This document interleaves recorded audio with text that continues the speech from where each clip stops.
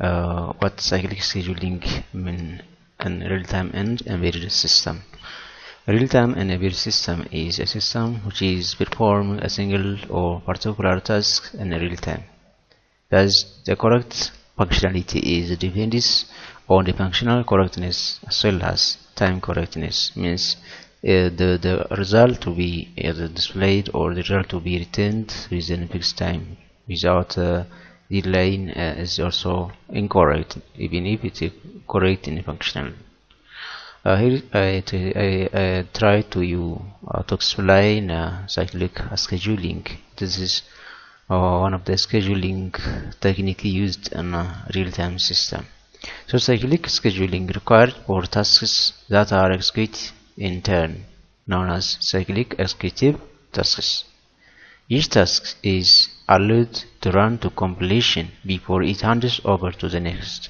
This is real in a real-time system, but a task cannot be discontinued as it runs. That means it should be finished at execution within a given time as it started. So the cyclic scheduling needs proper scheduling to be prepared before, and is prepared or is completed offline according to this material, and there to be created a table. This table includes parts as execution time and other parts as empty or free space. We need to calculate these two things.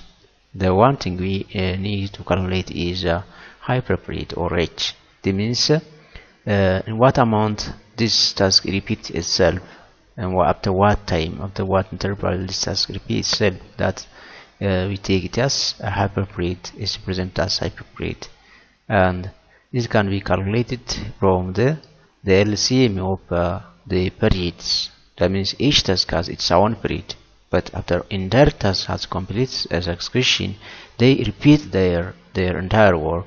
That we call it as hyperplayed, but it has its own unique periods. For example, we have given, consider these four tasks: T1 1.4, T2 1.85, T3 1.20, and T4 2.20. What we mean here: 1.4, 1.8.5, 1.20 and 2.20. What are the numbers? You see here before comma the number which is the computational time of this particular task, and after comma you see here this is in what interval this task executes and repeatedly. So we can say this, you can write this: task has computational time, with this computational time has period, that's to be repeated after a particular time. So here T1 means T1 has execution time of 1, but this execution repeats after each 4 unit of time. Similarly for T2, it has 1.8 execution time, but this execution repeats itself after each 5 units of time. The same to T3, the same to T4. Execution unit is 1 for T3, and this execution 1 unit is repeated after each 20 unit of time. T2's 2 execution unit repeated after 20 unit of each 20 unit of given time. So that you see here different period of each tasks. This has a 4 unit of time. This has period. Here it has 5 unit of time. This has 20 unit of time, and this means that execution of this each task has period. That means the task has execution, it will be in a given deadline. So this can be generally written as task has computational time, period. And thus that our table we create need two things. First, we had started discussing that it's a hyperperiod or H, or it's said as measure cycle. This measure cycle is the entire task after the completion of its execution. Then all tasks again restart. There may be number of tasks restarted before, but at least one task restart at the second time.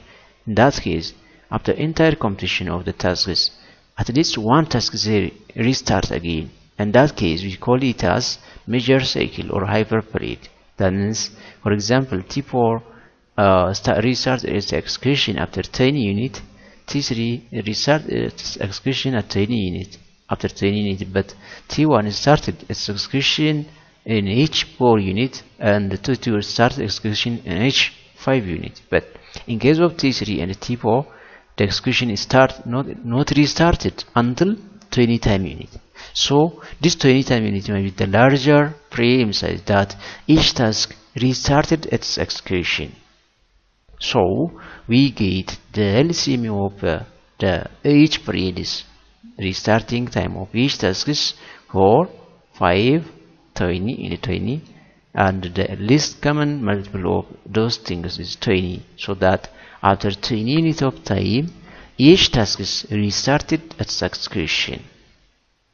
Each task is restarted execution. This is also once or the number of time.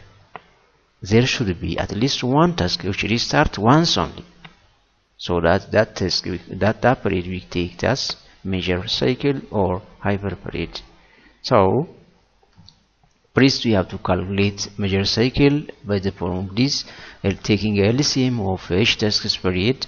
For example, for 5, 20, 20, LCM is 20. Now we got that hyper period or H or the measure cycle is 20.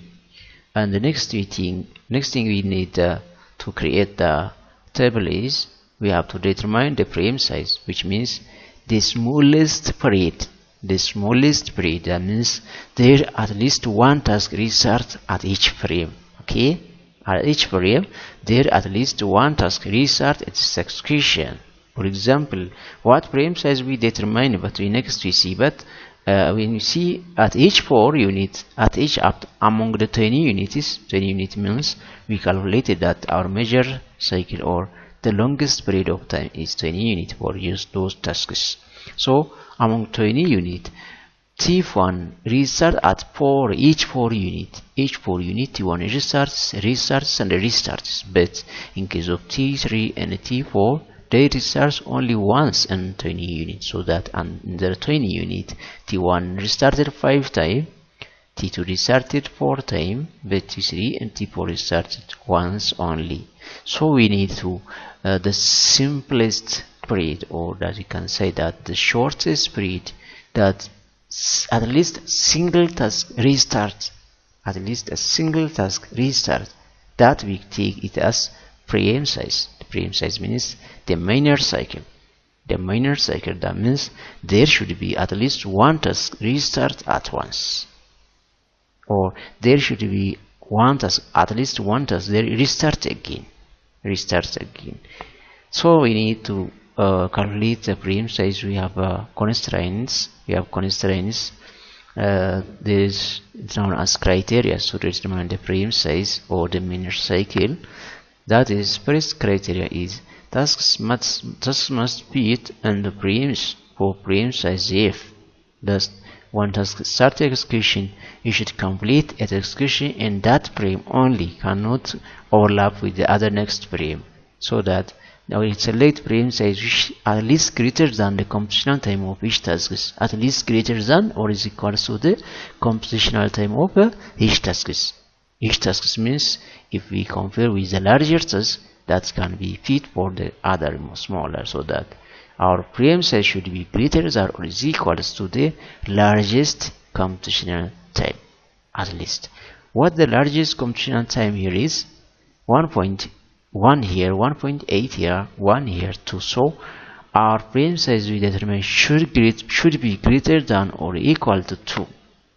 That should be equal to 2. To that, at least this for just T4 started and complete its execution in that period only, cannot jump to other frame in that frame only. So the first criteria is this one. The next criteria is frame size if must evenly divide hyperperiod H.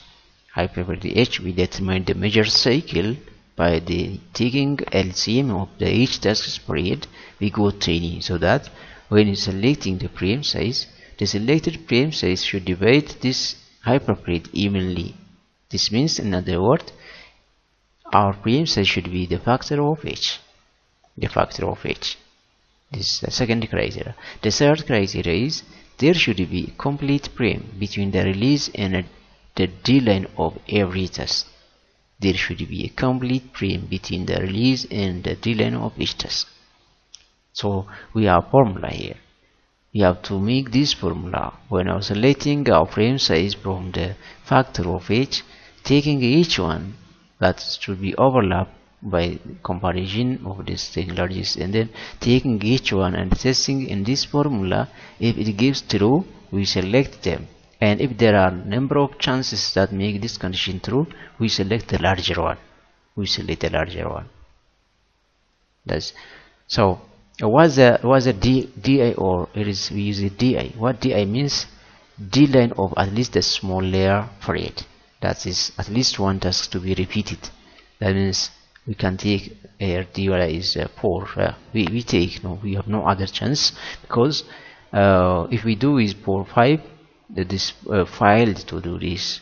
If we do for 20, failed to. So at least for this it should be true.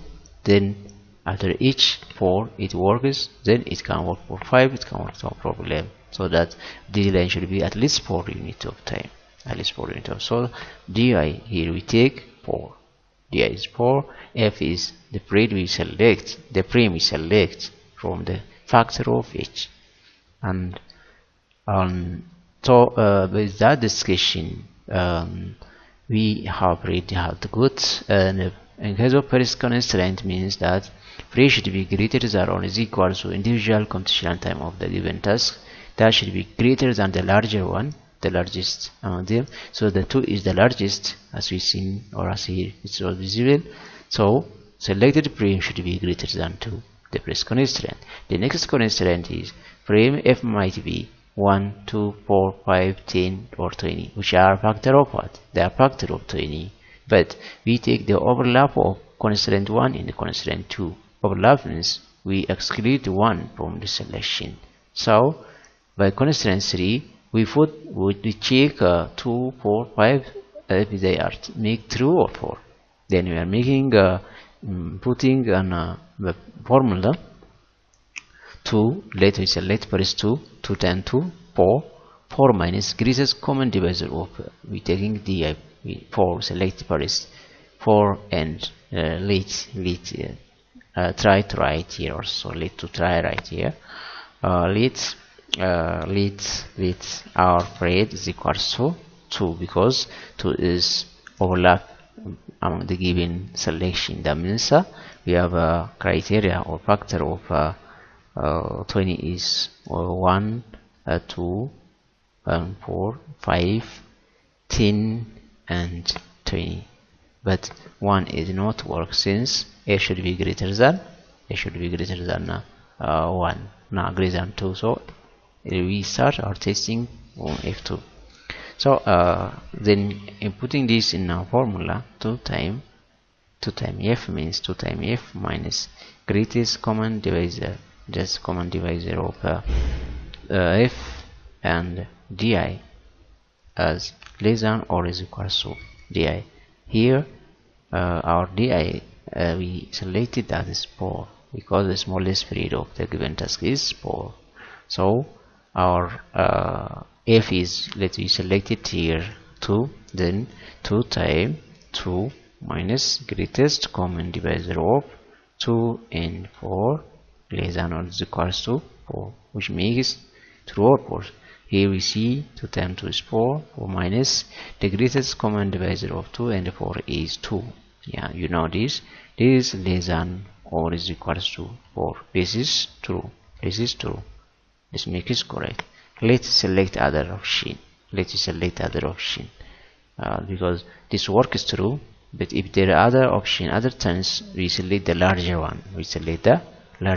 That may make our work good. This is a rule to select the larger. Okay, let's f is equals to next one is 4. Yes. Then please in place of 2 mean before we use 4, here also 4. Then 2 times 4 means it is 8, and the greatest common divisor of 4 and 4 is 4. you know this one. So 4 minus 4 is less than or equal to 4 is true also. So we exclude these two. We exclude these two, and we use this for this time being. For this time being, we use this one. Again, let's check other option. Is there any other option or not? Is there any other option or not? Let's check the other option. Let okay.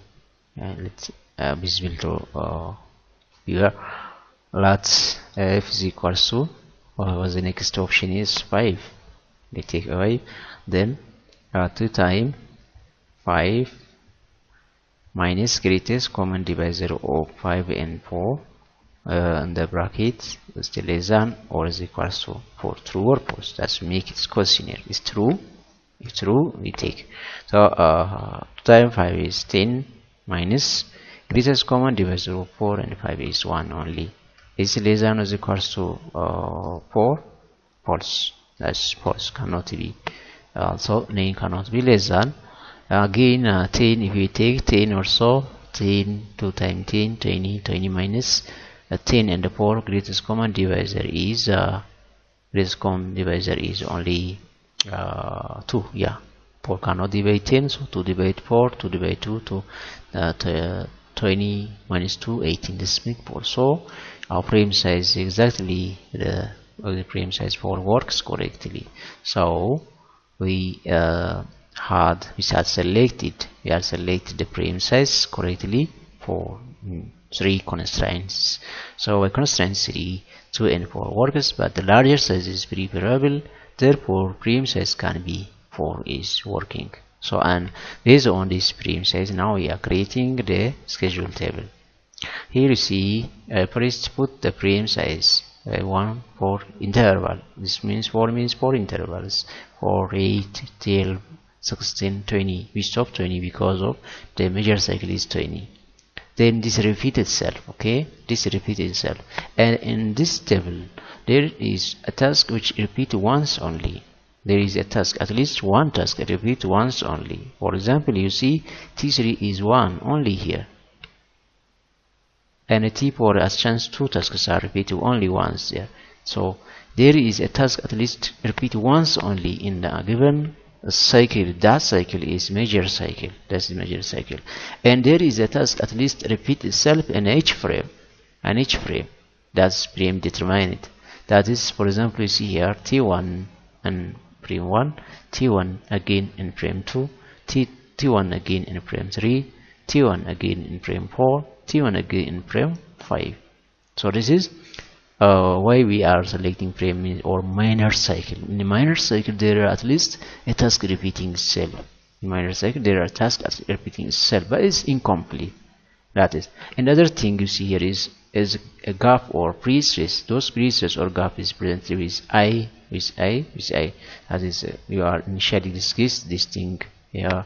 TK or the frame or this time schedule table is created with scheduled time as well as pre-stress. The pre-stress present with I. That means is not suitable to give for a given particular execution, or it can be taken as gap because of it's safe to complete this execution. It's safe to executions. So what thing other we have to do series? If task started in this frame, it cannot overlap to the next frame. That is what we discussed in initially, and what is discussed in where is point. Timing is important only at the frame boundaries. That's also one thing.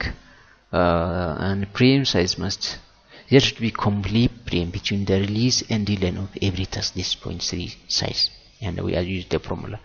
There should be a complete frame between the release and delay of every task. Means that there should not be overlapping of tasks that might start from this overlap to this. Is not possible. Start in this frame, complete in this frame only.